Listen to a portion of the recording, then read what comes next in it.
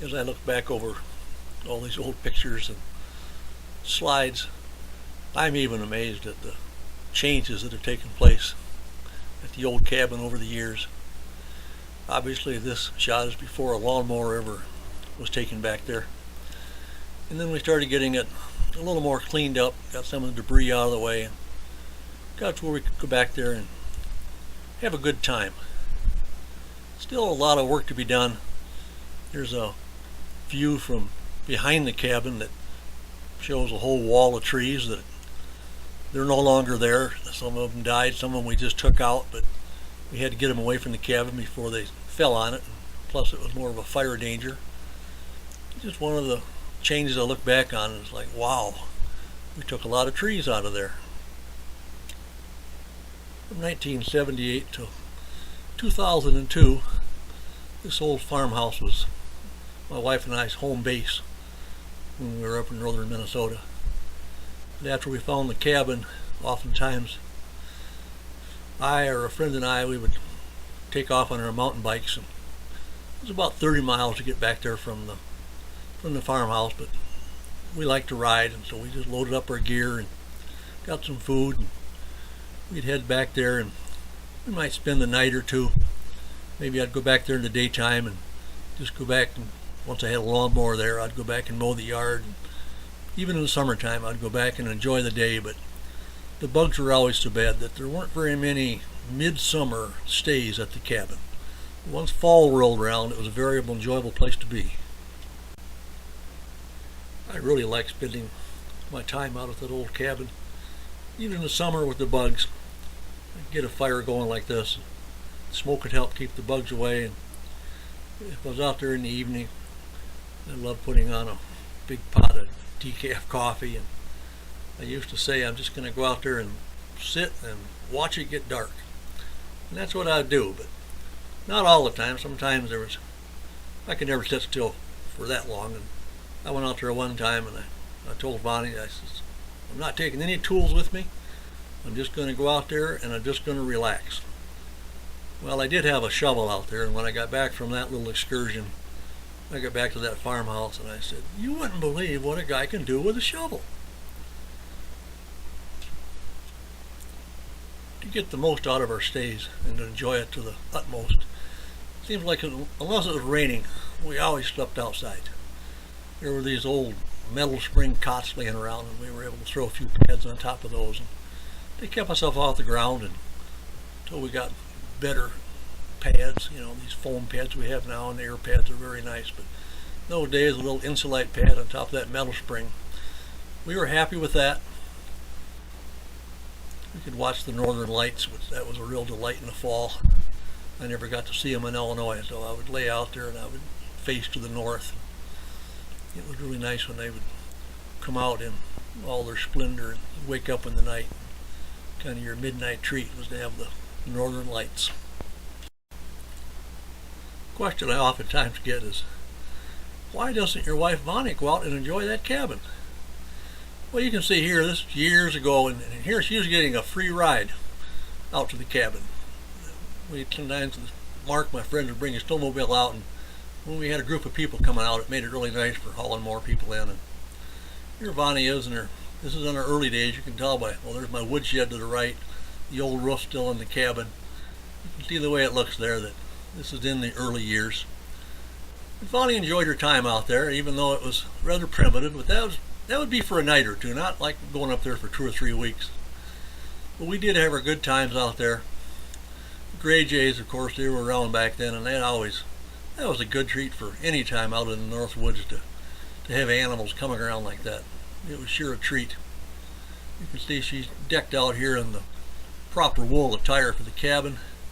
And here you can see that it took a few years, but I finally got rid of the blue jeans and had my proper wool attire as I would stand outside and enjoy my birds, the snow, and all things north about the cabin. Bonnie put up with a lot in those early stays out at that cabin. At that time, this was our outhouse. Of course, I can see there's no door.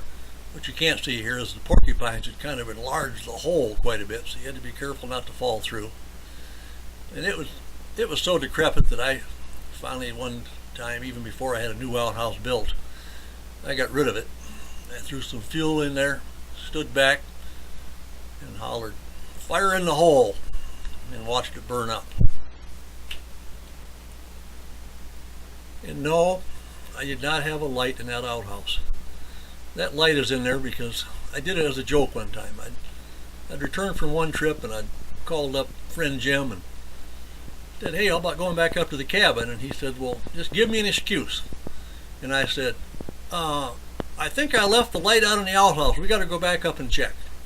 Well, we both laughed about that, but then, a year or two later, I was putting the roof on the cabin, and I had a generator there, and so I had power, and so I took a few minutes to string up this light in there, took the picture, sent the picture to him, and said, "See, I knew I left that light on in the outhouse."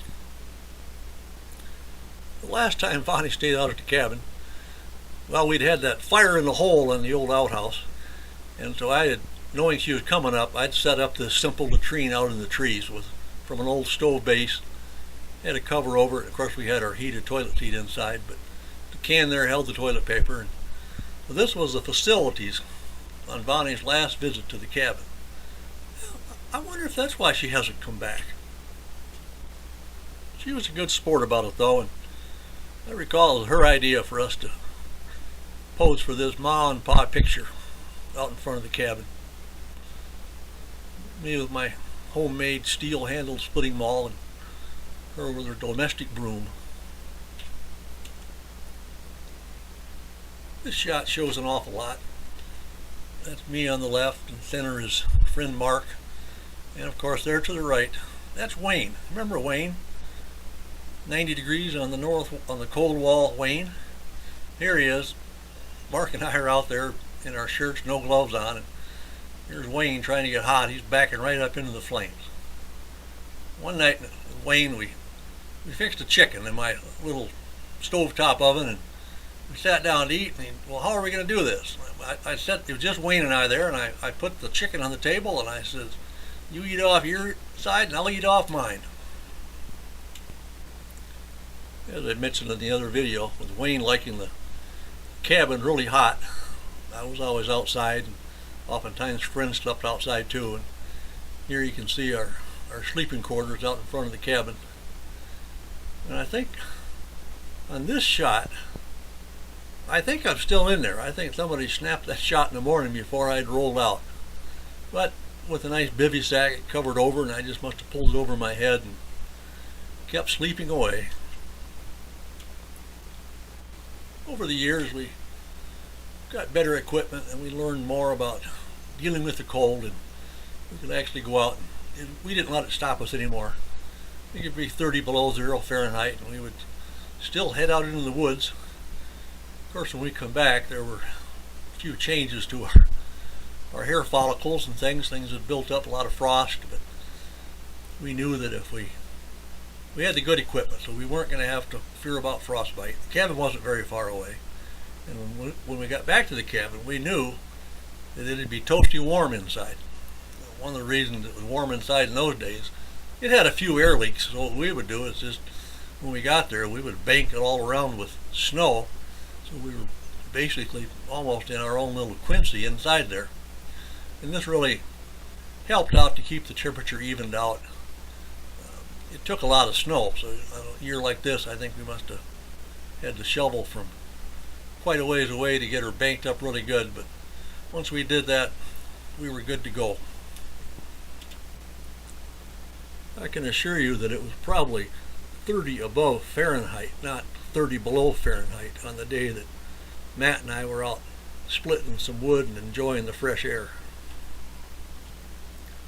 So many trips, so many different partners joining me up at the cabin. Here's my good friend Tim coming in, and back behind him is Richard, one of the original partners at the cabin. We're coming in the wintertime, in those days we did most of our trips in the wintertime. Seems like we hadn't enjoyed the pleasures of fall yet. Can't be sure who's with me at the cabin this time. I know those white skis on the left are mine, and Those yellow ones to the right are Epoche 900s, which I heard so much about back in those days from both Jim and Hawk. They had Epoche 900s. But I know that no matter who's in there, I know we're having a good night at that cabin.